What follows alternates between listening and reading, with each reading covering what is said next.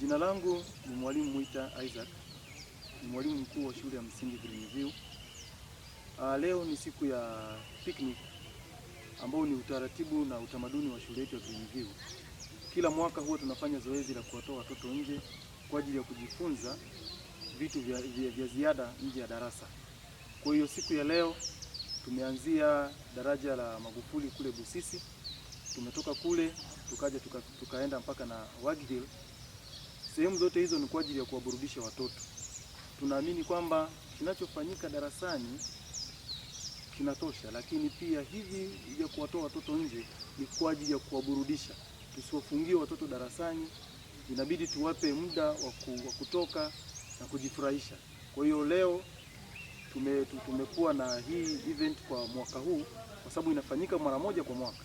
Kwa mwaka huu tumefanya daraja la Magufuli, kuangalia wale wajenzi walivyojenga lile daraja kwa ustadi sana, kuanzia upande wa huku ukavuka kwenda Sengerema.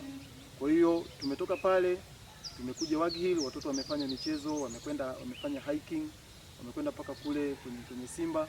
Lakini walipotoka hiking wameingia kwenye animal zoo, wameangalia wanyama waliopo hapa, ni wanyama wengi sana.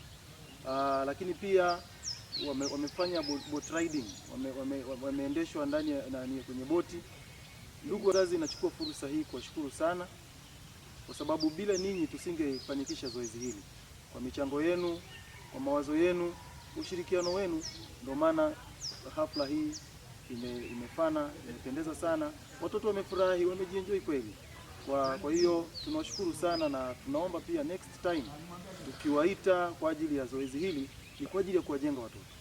Tusaidie tena, tuungane mkono hivi kwa ajili ya kuwaboresha watoto wetu kitaaluma, lakini pia kuwaburudisha pia.